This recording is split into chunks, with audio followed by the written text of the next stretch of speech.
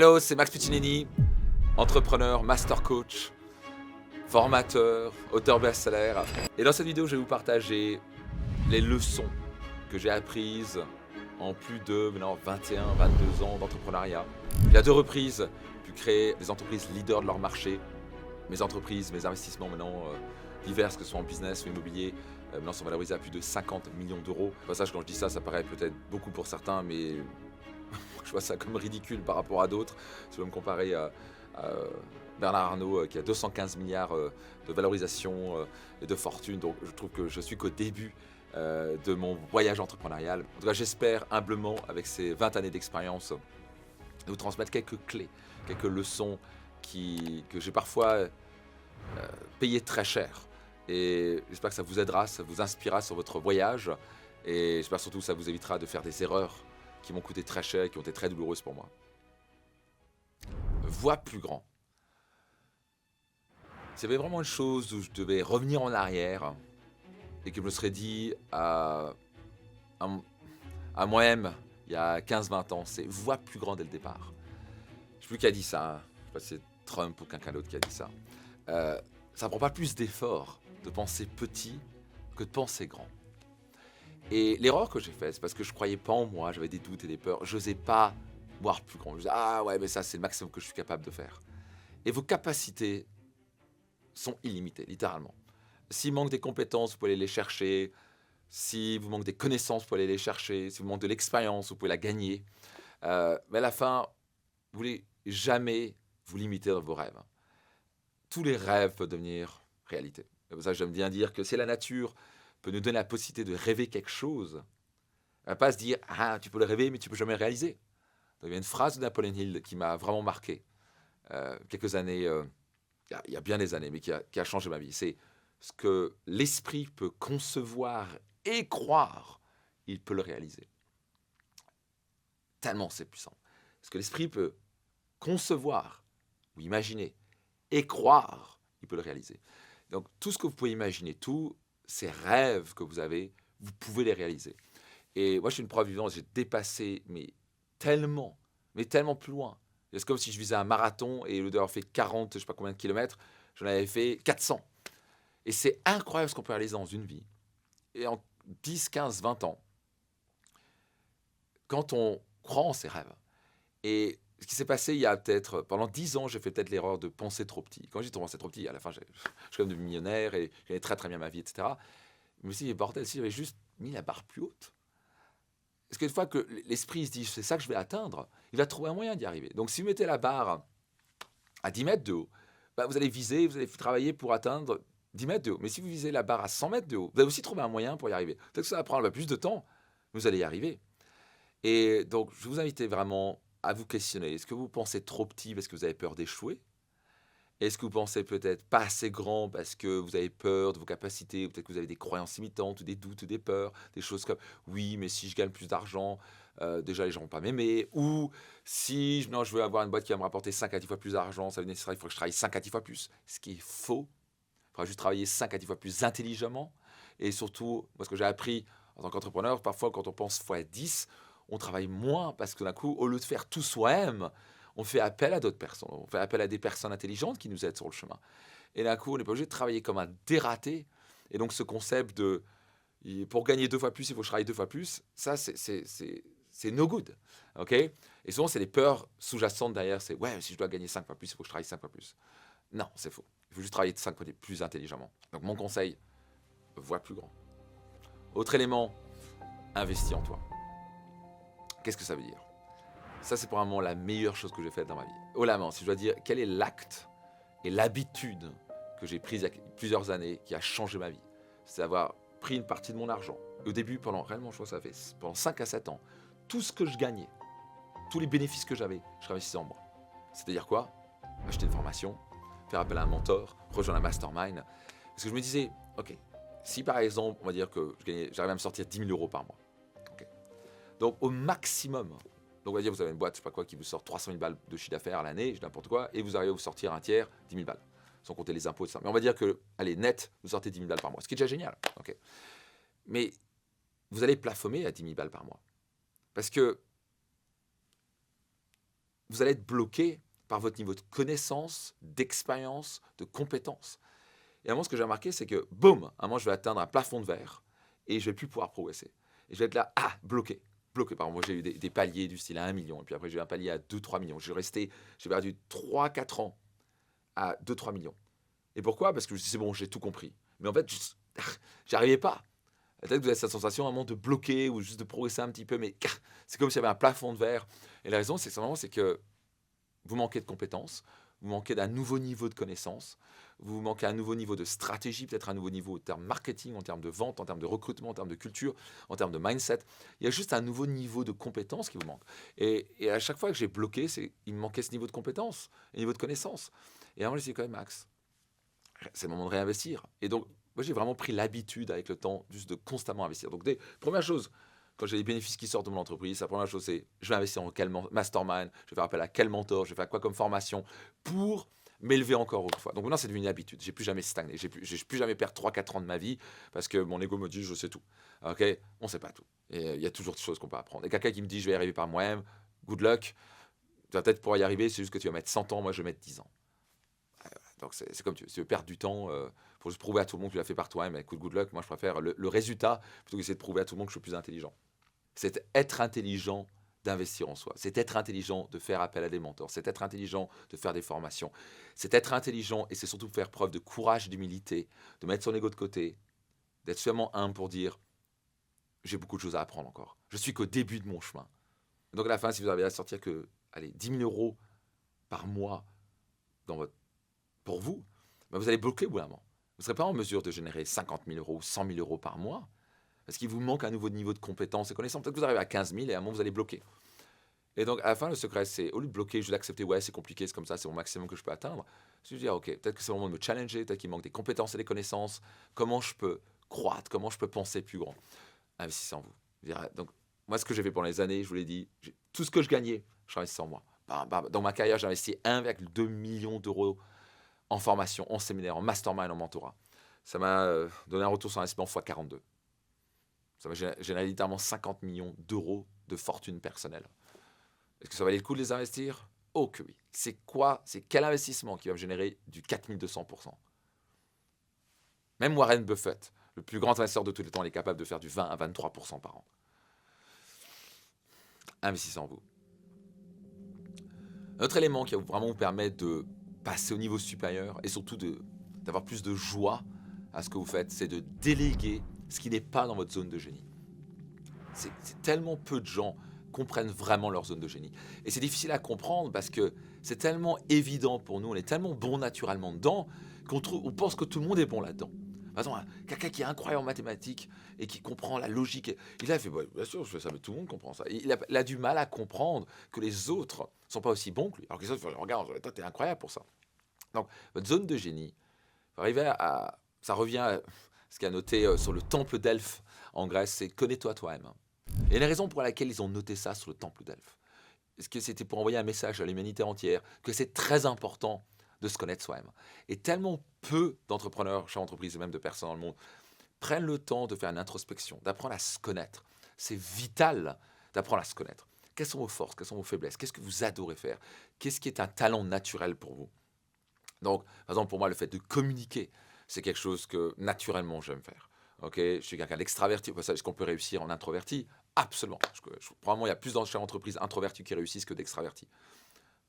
Sincèrement. Donc, à la fin, moi, en tout cas, c'est ma force, c'est ma communication, le fait de communiquer avec les gens, l'enthousiasme, la détermination, cette fougue, cette énergie positive, cet enthousiasme. J'ai tendance à utiliser des superlatifs à toutes les phrases. Super, c'est génial, c'est extraordinaire, etc. Les gens me disent, Max, tu utilises des superlatifs. Oui, c'est moi. Et donc, comprendre qui vous êtes et comment vous fonctionnez, c'est quelque chose de très, très important. Ça vous même vous dire, ça, c'est ma zone de génie. Par exemple, pour vous, ça peut être réunir les humains. Pour certains, ça peut être les chiffres et le côté analytique des choses. Pour certains, ils sont plus forts naturellement dans la psychologie. Moi, c'est quelque chose dont je suis fort, ça m'a toujours attiré. Et souvent, au passage qu'on adore faire, c'est ce qui nous attire aussi de continuer à faire. Et vraiment, le plus grand gâchis qui se fait dans le monde, c'est quand les gens ne développent pas leur talent. Je crois vraiment que la nature nous a donné un talent et qu'on doit le trouver et le développer. Et le plus grand cadeau qu'on peut offrir au monde, et c'est comme ça qu'on va réussir au passage, c'est qu'on découvre son talent et on se dit, OK, je vais le développer. Et, euh, et souvent, les gens vont se dire, papa, maman m'a dit de faire ça, et ils vont pas développer leur talent, ils vont développer un autre truc, et c'est bien, mais ils vont jamais pouvoir offrir le meilleur d'eux-mêmes au monde, parce qu'ils n'ont jamais vraiment développé le talent. Et donc, c'est très important de connaître, c'est quoi votre zone de génie. Pour certains, peut-être, ça va être, c'est quoi, moi, ma zone de génie, c'est le côté stratégique des choses. Pour d'autres, ça va être le côté vente. Vous savez vendre, vous adorez vendre. Pour certains, ça va être plus le côté psychologique des choses. Pour certains, vous avez compris. Ok, donc certains sont plus, on va dire ça, certains sont plus rationnels, analytiques, et certains sont plus émotionnels, plus sur le côté un peu euh, commercial des choses. Donc on va souvent voir un chef d'entreprise qui soit plus commercial marketing, soit plus ingénieur, analytique, création d'un excellent produit, de process et de système. Et ce qui va souvent le bloquer, c'est que, alors c'est bien parce que déjà il faut comprendre ça, mais maintenant il faut construire sur ses forces. Donc par exemple si vous êtes classique, un chef d'entreprise qui est plus analytique, ingénieur, etc., vous pouvez gagner énorme avec ça parce que vous allez comprendre qu'un business c'est un process, c'est des systèmes, qu'il faut être stratégique, il faut faire des choix rationnels et ça va vous donner un avantage énorme. Mais à un moment, si vous basez que, alors déjà c'est comprendre notre zone de génie, mais à un moment c'est déléguer les restes. Et le problème c'est que souvent, l'erreur que fait cette personne, il s'entoure que des gens comme lui. Et d'un coup, là, son entreprise va être bloquée et limitée. Parce que d'un coup, il n'y a pas la force commerciale ou le côté marketing ou le côté émotionnel des choses, le côté branding, qui n'est pas vraiment rationnel, c'est une partie émotionnelle, parce que les gens achètent aussi par émotion. Et donc son business va être bloqué parce qu'il fait que les choix rationnels et il n'a pas dans son équipe des gens qui le complémentent. À l'opposé, si c'est plutôt un chef d'entreprise type commercial marketing, souvent vous n'allez pas recruter des gens, moi je déteste les gens que j'appelle hibou, et là typiquement c'est le genre de personnes qui sont très tableau de bord, qui aiment les chiffres, qui aiment les détails, qui aiment les checklists. Je détestais, oh, ils me font chier à poser leurs questions, ils sont tellement détails, et moi ça me fait chier les détails. Et, euh, et le problème c'est que d'un coup mon entreprise était bloquée. Et le jour où j'ai commencé à comprendre que Max, si tu veux croître, tu veux focaliser sur là où tu es très fort, mais déléguer le reste, déléguer tes faiblesses, construire sur tes forces, déléguer tes faiblesses. Quand vous faites ça, votre entreprise prend une nouvelle dimension. Et d'un coup, franchement, dans mon entreprise, je dois avoir les trois quarts de personnes qui sont beaucoup plus structurées que moi, beaucoup plus analytiques, qui savent faire les tableaux de bord, les trucs et les fichiers Excel. Moi, j'ai ça, un fichier Excel, je ne sais même pas encore comment ça va, les bases des formules. Mais je ne dois pas faire des formules Excel.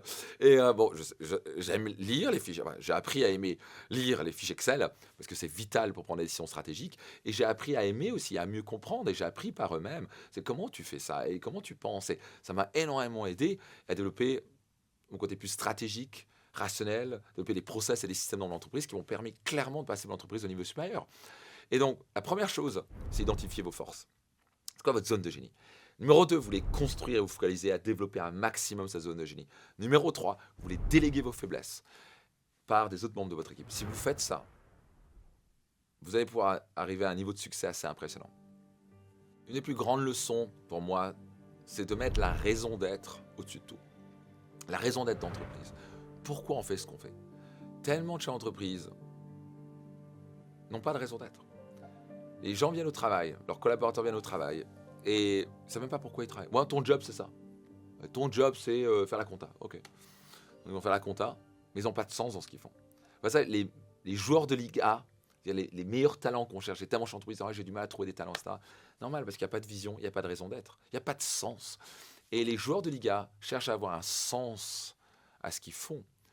Oui, ils doivent bien gagner leur vie, mais ce n'est pas leur motivation numéro un. La motivation numéro un, c'est est-ce que je vais avoir une sensation de contribution? Est-ce que j'ai un sens dans ce que je fais? Et forcément, quand on leur dit juste ton job, c'est ça, est-ce qu'ils vont donner le meilleur d'eux-mêmes maintenant? Bien sûr que non. Ils vont juste faire leur job, pépère, puis hop, 17h, je pars.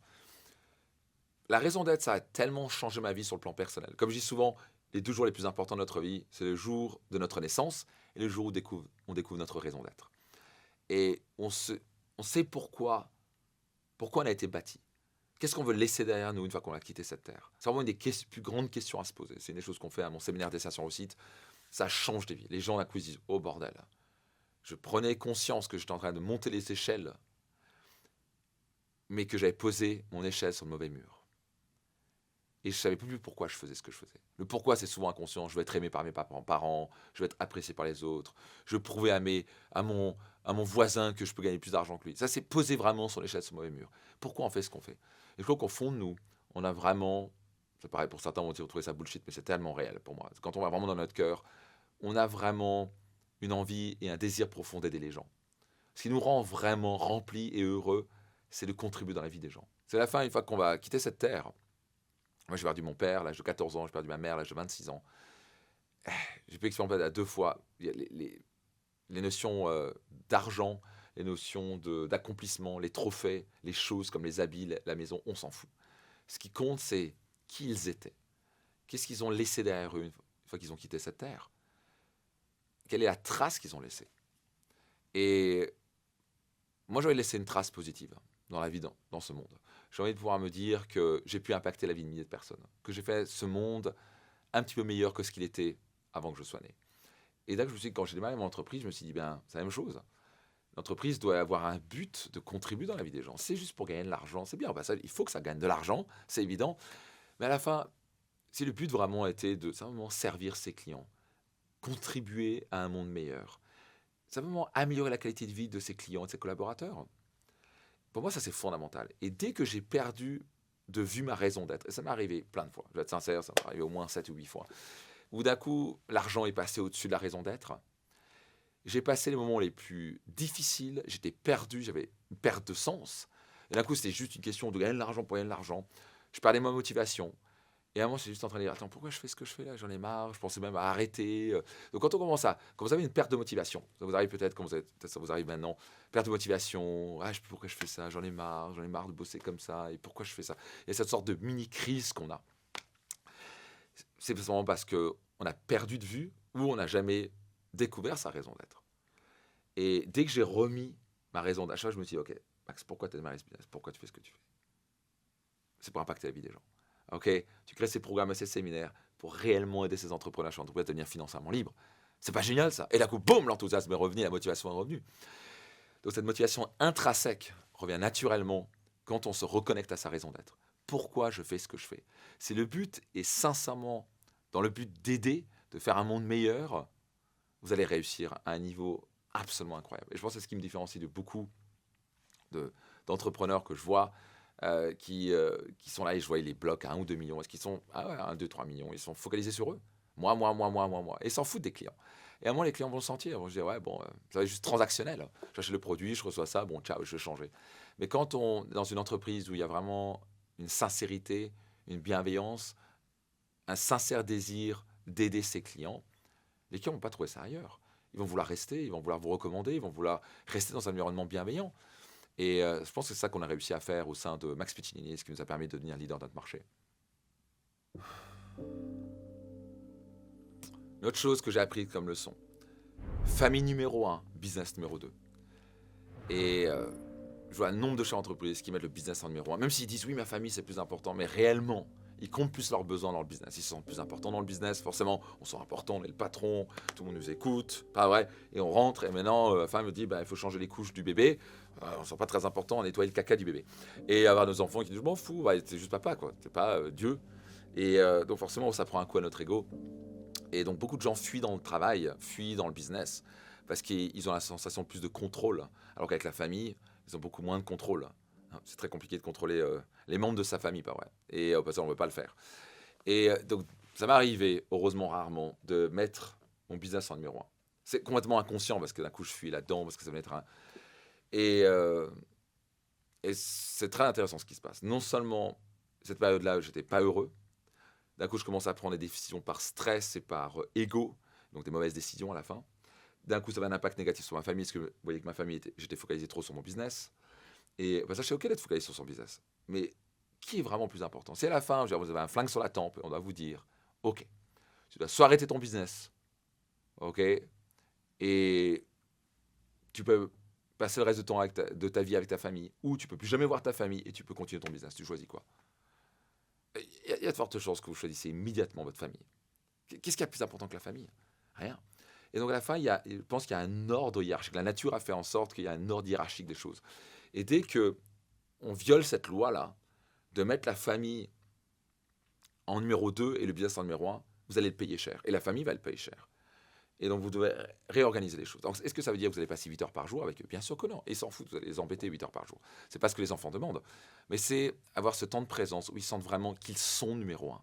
Et que vraiment, quand vous travaillez, le business est un service pour leur offrir une meilleure qualité de vie. Et dès que j'ai vu cette loi-là, ça a eu un impact. Mon business, bizarrement, a commencé à descendre, commence à faire les mauvais choix, ça commence à avoir un impact sur la trésorerie et compagnie. Et ça a eu surtout un impact sur ma famille. Et donc, je n'étais pas heureux, etc. Donc, d'un coup, je me dis, OK, je réorganise. Et donc, le fait de vraiment prioriser ma famille et que ma famille sente qu'ils sont numéro un et que j'ai du temps clair avec ma famille en disant, voilà, le week-end, c'est pour vous, le soir, c'est pour vous, etc. Et bien sûr, j'adore mon business et j'adore le travailler, j'adore impacter la vie des gens et j'adore ce que je fais. Mais ça va être au service pour améliorer la qualité de vie de ma famille. Dès que ça a été clair dans ma vie, cette grande leçon m'a énormément aidé de mettre famille numéro un, business numéro 2. Bizarrement, le business se porte beaucoup mieux, je stresse moins, je prends les meilleures décisions, le business grandit, le cash flow augmente, et bizarrement, je suis beaucoup plus heureux en famille. Donc, ça c'est mon expérience, à vous de tester, mais je vous recommande cet ordre-là. Autre clé, mindset, mindset, mindset. 80% de votre réussite, ça se passe entre vos deux oreilles. C'est hallucinant de voir le nombre d'entrepreneurs chez Entreprise qui passent leur temps à travailler dans leur business. Déjà, ils devraient travailler sur leur business. Mais la dernière chose qu'ils travaillent, c'est sur eux-mêmes. Et le plus vous allez travailler sur vous-même, le plus vous allez gagner d'argent. Et je vois tellement ils sont là bloqués à un business à 1, 2, 3 millions. Et la raison, c'est qu'ils ont cessé de progresser eux-mêmes. Nous sommes la limite de notre propre business. Vos revenus sont la limite de vous-même. Et tellement peu de gens comprennent ça. Ils veulent gagner plus d'argent, ils veulent tous gagner. Tout le monde veut gagner 10 fois plus d'argent. Mais très peu de gens sont prêts à faire le travail nécessaire, l'introspection nécessaire, le développement personnel nécessaire. Pas juste lire des livres à l'eau de rose qui font oui, on va visualiser, ça va tomber du ciel. Non, ça c'est du bullshit, ça c'est pas du travail personnel. Le développement personnel, c'est de l'effort, c'est se remettre en question, c'est accepter qu'on n'est pas parfait, c'est mettre son ego de côté, c'est se poser des questions comme qu'est-ce qui doit changer chez moi? Okay? Si je veux changer les choses, je dois changer.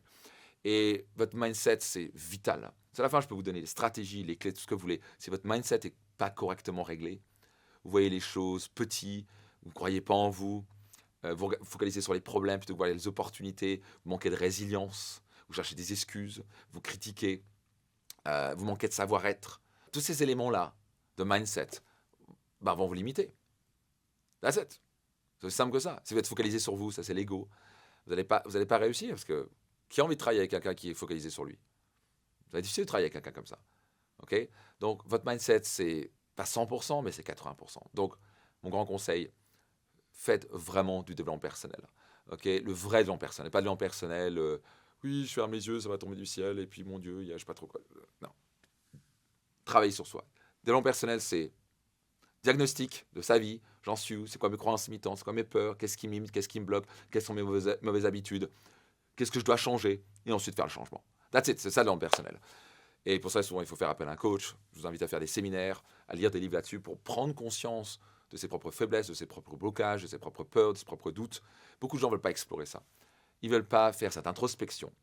Et puisqu'ils ne sont pas prêts à travailler sur eux-mêmes, leurs revenus vont bloquer, leur business vont bloquer. En tout cas, si vous voulez gagner beaucoup plus d'argent, je vous invite à travailler sur vous et à investir en vous. Tu obtiens ce que tu tolères. Si vous tolérez la médiocrité, vous allez obtenir la médiocrité. Aussi simple que ça. Vous tolérez d'avoir 10 kilos de graisse sur vous, vous allez obtenir 10 kilos de graisse sur vous. Les gens n'atteignent pas leurs objectifs. Tout le monde atteint ses standards. Tellement de gens veulent perdre 10 kilos. Mais vous allez seulement perdre vos 10 kilos si vous avez un standard de dire je veux pas un pet de graisse sur mon corps. Même chose en business. Si vous tolérez la médiocrité, vous tolérez d'avoir des produits qui arrivent en retard, vous tolérez d'avoir des produits moyens, vous tolérez d'avoir des gens dans votre équipe qui font pas vraiment leur job, qui sont en retard, qui râlent, qui critiquent, vous tolérez vous-même de râler, de procrastiner, vous allez avoir des résultats médiocres. Et vous pourrez râler autant que vous voulez, vous comporter en victime autant que vous voulez, critiquer tout ce qui bouge, vos résultats ne vont pas changer. Si vous voulez changer vos résultats, élevez vos standards. Commencez à vous dire des choses comme « maintenant, je vais plus tolérer autre chose que ça ». C'est par exemple, ça peut être un standard financier. Je ne vais pas tolérer autre chose que gagner par exemple 1 million d'euros par an. That's it. Ça, c'est le minimum que je mérite, que je vais me donner les moyens de réaliser. Je ne vais pas tolérer autre chose que ça. Si vous faites ça, vous allez commencer à bouger les choses. D'un coup, les excuses disparaissent. D'un coup, la procrastination disparaît. D'un coup, les croyances limitantes commencent à sauter parce que maintenant, je l'ai décidé. Il y a un pouvoir énorme à élever ses standards. Et donc, ce que j'ai appris grâce à mes mentors, c'est juste tolère pas la médiocrité. Ok, à la fin, c'est est-ce que tu es fier de ce que tu vois dans le miroir? Et si tu n'es pas fier de ce que tu vois dans le miroir, change. Autre clé que j'aimerais vous partager.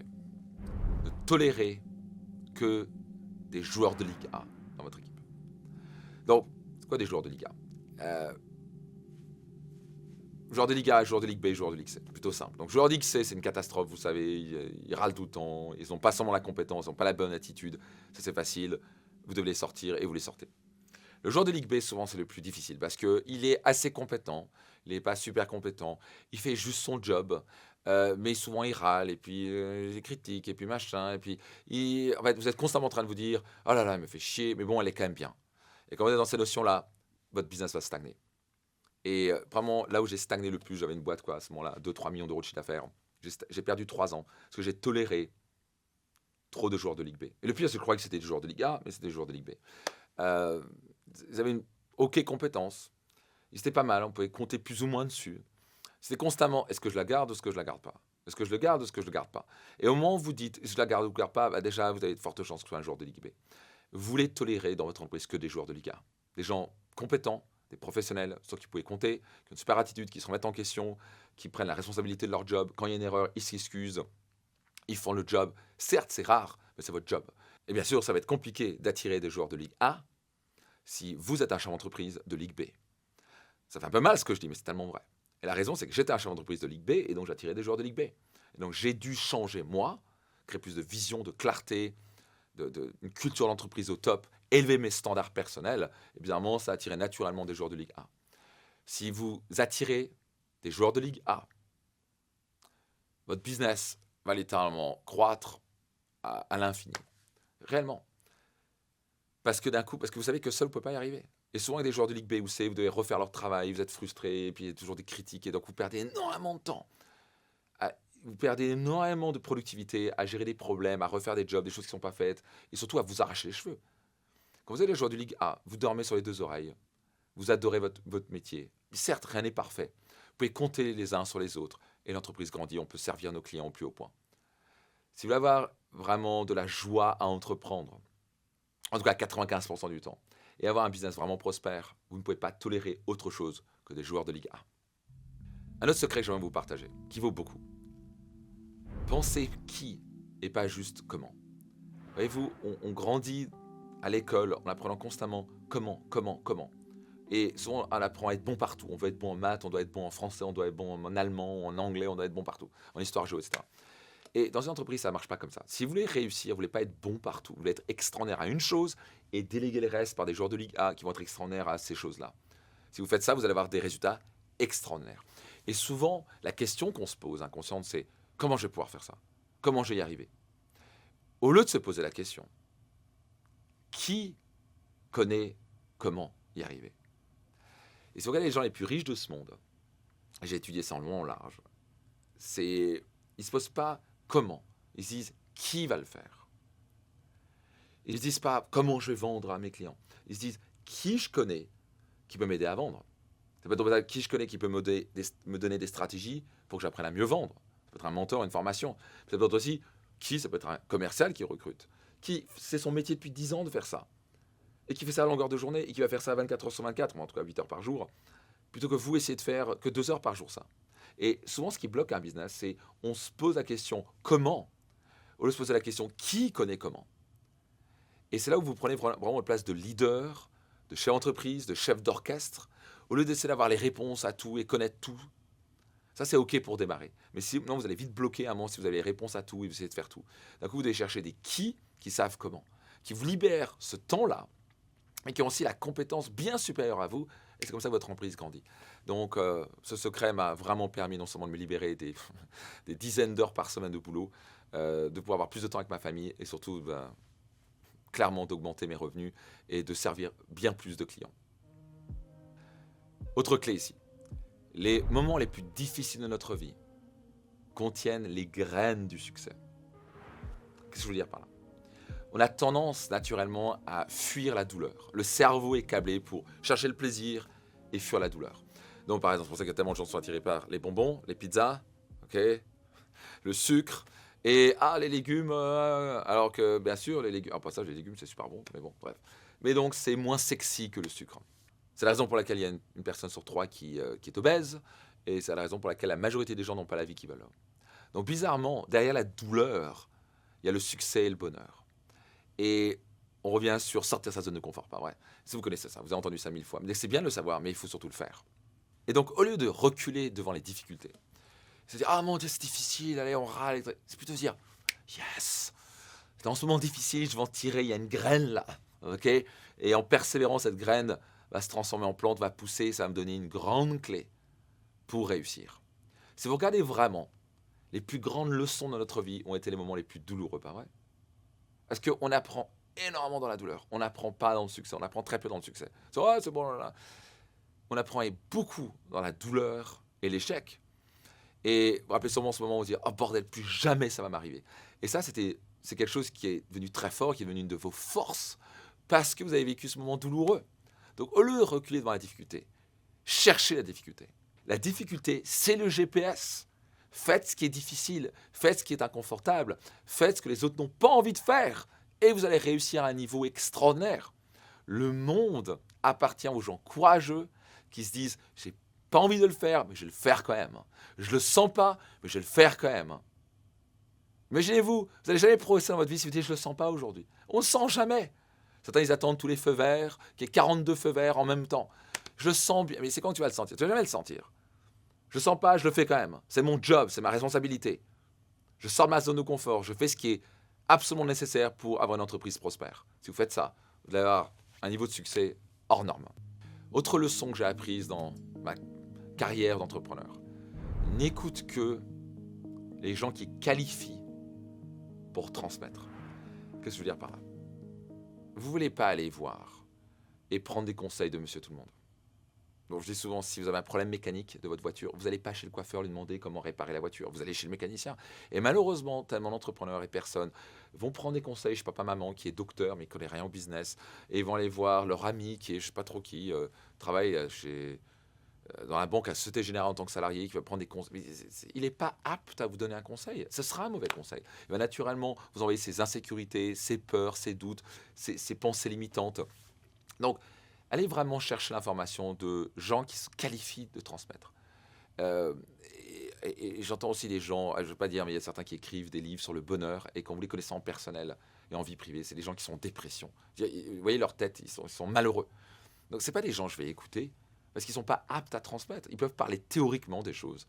C'est mignon, ils ont des beaux livres, mais ils ne peuvent pas vraiment dire, voici ce que j'ai fait pour être heureux. Est-ce qu'ils n'ont toujours pas maîtrisé la chose? Donc tout ce qu'ils vont transmettre vont toujours être une sorte de théorie. C'est une histoire qu'ils racontent, c'est mignon, mais ils ne vont pas vous donner ces petites clés, ces petits secrets, toutes ces petites choses que seulement quelqu'un qui a vécu les choses peut vous transmettre.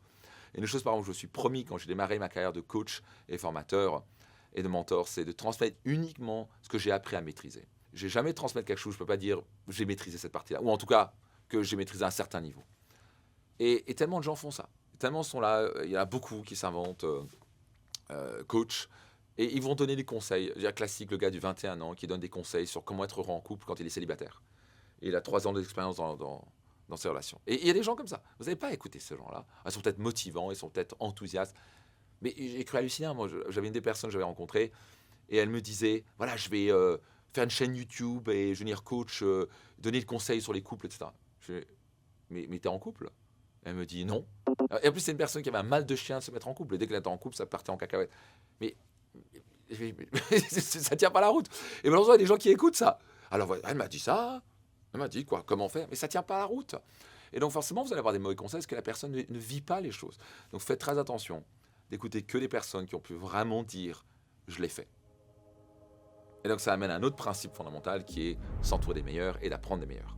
Et donc, un des haut la main, c'est pas un, c'est le meilleur investissement que vous puissiez faire dans votre vie, c'est d'investir dans des mentors, des formations de gens qui ont vraiment réussi, qui qualifient de dire « je l'ai fait, je peux t'aider ».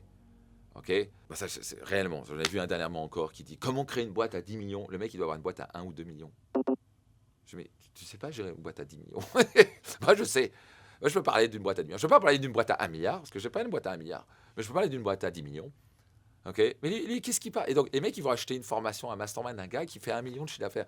Ils vont forcément avoir des mauvais conseils. Parce que le gars va juste parler de théorie, et c'est du fluff. Et les gens tombent dans le panneau encore et encore. Ça m'a toujours surpris, ça. Donc, est-ce qu'ils sont vraiment qualifiés? Et donc, c'est pour ça, apprenez des meilleurs. Apprenez les meilleurs. C'est pour ça que j'hésite pas à investir 50 000 $, 100 000 $ dans des mentors qui ont des business à 50, 100, 200 millions, etc. Parce qu'ils ont pu démontrer qu'ils savaient faire. Ce sont des pros, ce sont des gens qui ont réussi. Donc, je préfère payer 100 000 $ à quelqu'un qui a pu vraiment démontrer de créer un business comme je le veux, que payer même 3 euros à quelqu'un qui ne sait pas de quoi il parle. Ces 3 euros, je les ai perdus, c'est sûr. C'est 100 000 $, je vais avoir un retour sur investissement. Je préfère payer 100 fois plus cher, mais quelqu'un qui sait de quoi il parle, que payer 1000 balles parce que la formation est pas chère. Les gens, ils se font voir, ah, parce qu'elle est moins chère, la formation. D'accord, elle est moins chère, mais tu vas perdre ton argent parce que tu parles d'un gars qui ne sait pas de quoi il parle. Est-ce qu'il a fait ce qu'il te dit? Non. Donc, très important. Apprenez les meilleurs. Donc, investissez en vous. Faites appel à des mentors, mais des gens qui savent vraiment de quoi ils parlent. Une des plus grandes leçons dans ma carrière entrepreneuriale, c'est avoir un esprit fertile et ouvert. Les moments de stagnation extrême de 2-3 ans de ma vie que je regrette énormément, c'est quand j'avais l'esprit fermé. Quand j'avais mon ego qui me disait « t'as tout compris ». Un business à 3 millions, c'est un petit business. Je croyais que j'étais en haut de l'Everest, en fait, quand j'étais en haut des Vosges. Et j'étais là, j'ai un business à 3 millions. Parce que j'étais entouré de gens qui avaient des business à 1 million. J'étais là, waouh, je suis roi du pétrole. Je suis meilleur qu'eux. Est-ce qu'on compare ça à Elon Musk, à Bernard Arnault? Oh mon Dieu, petit boulot, un petit business, hein, ouais, un petit rigolo là. Ok, donc réellement, ayons l'humilité de dire, tu sais quoi, je vais rester ouvert. Et je vois clairement, j'ai vu maintes et maintes fois chez entreprises qui bloquent. Je les vois, ils bloquent pendant 2, 3, 4 ans parce qu'ils ont leur ego devant. Ils croient tout savoir, je connais tout, je sais, ils sont fermés, ils veulent plus entendre parler, j'ai tout compris, etc. Et donc ils stagnent. Et donc même s'ils gagnent bien leur vie, ils peuvent bloquer très très longtemps. J'ai des gens qui ont 40, 50 ans, ça fait 30 ans, ils sont fermés, ils gagnent toujours 15, 20 000 balles par mois. Super. Mais ils pourraient gagner 200 000 balles, 1 million d'euros par mois, s'ils avaient l'esprit ouvert et fertile. Donc, mes plus grandes périodes de stagnation, ça a été quand j'avais l'esprit fermé. Le mot humilité vient du mot latin humus. Pas le houmous à manger, ok? Le humus, qui est le sol, un sol fertile. Vous voulez avoir ce sol fertile permet de recevoir des idées, d'apprendre des échecs, d'apprendre des succès, d'apprendre de tout autour de vous, d'apprendre de ses mentors, d'apprendre de ses erreurs, d'apprendre de vos propres pensées, des gens autour de vous. Le plus vous avez cet esprit ouvert et fertile, le plus vous allez être en mesure de réussir à une vitesse dont vous ne pouvez même pas encore imaginer. C'est ta faute, ta faute, ta faute. C'est la faute des salariés, c'est la faute de mes clients, c'est la faute du président, c'est la faute de mes parents. Mais c'est bien sûr jamais ma faute. La faute, c'est toujours vous. C'est pas vraiment votre faute, c'est votre responsabilité. J'ai appris une chose. Si je veux changer les choses, je dois changer. Les résultats que j'ai dans ma vie, c'est moi qui ne suis pas 80% responsable, pas 95% responsable, 100% responsable. Tellement important à comprendre. Le jour où j'ai compris ça, je fais OK, boum, ma vie a changé. J'étais devenu 100% responsable de ma vie. Mais certains vont dire, mais attends, je ne suis pas responsable de la personne que j'ai mis au marketing qui ne fait pas son job. Bah si, c'est toi qui l'as recruté. C'est toi qui peut-être manque de la former, peut-être. That's it, tu es responsable de ça. Les résultats de votre entreprise, vous en êtes 100% responsable. Ce n'est pas la faute de vos salariés, ce n'est pas la faute de vos clients, c'est vous. C'est ni la faute à vous, pas ça, c'est juste votre responsabilité. Donc, si ça ne marche pas, il y a quelque chose qui doit changer. Où? Chez vous. Sur votre manière de penser, sur votre manière d'agir, sur vos habitudes, peut-être sur des compétences qui vous manquent. Et that's it. Si vous changez ça, vous allez changer. Donc, si vous changez vous-même, vous allez changer vos résultats. Si vous voulez changer votre monde extérieur, vous devez changer quoi? Votre monde intérieur. La faute, c'est toujours de notre faute. Rappelez-vous toujours, quand vous pointez du doigt quelqu'un, il y a 3 doigts qui pointent contre vous.